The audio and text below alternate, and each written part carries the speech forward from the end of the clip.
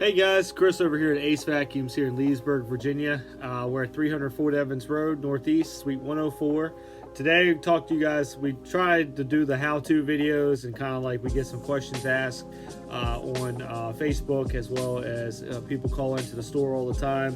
What we're going to look at today is like a Miele Classic C1. This one is a little bit of the older style. It's called the Titan Miele, but it's the same as the classic C1s, from the cat and dog to the home cares, turbo teams, all those different ones.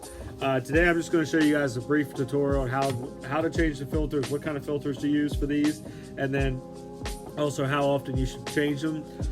So these, when you open them up, this is the style GN bag. All right, you'll notice you have a pre-filter slot here and then a HEPA filter pad.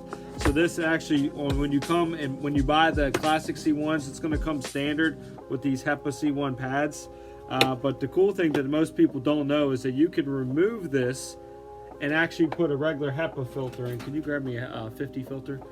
You can put a Miele filter in here. So how often you should be changing these filters? I say if you're vacuuming once a week, that's an average. When Consumer Report says once a week, you should be changing the filters every 12 months in these vacuums. Now on these pre-filters, the ones that go in the little slots here, these should be changed every time you go through a box of bags. And what that will do is protect the life of that main HEPA filter that sits right on top there. So what you're going to do is when you buy a box of bags, it's going to come with this pre-filter here, right? That's a 30. I need a 50. One of the R brand. All right, it's sitting on that wall right there. So what you're going to do is take this, you're going to size this up. You can actually use the old filter here and just size it up. Right, these are going to come with the actual box of bags that you buy. You're going to cut that filter just like so, and then what you're going to do is just put that thing right in there just like that and lock it in.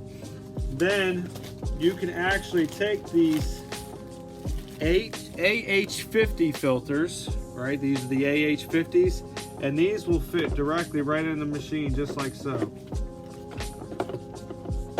I'm sorry, not the AH50s, you need the AH30s. So remember, you can actually upgrade from using these HEPA pads, right?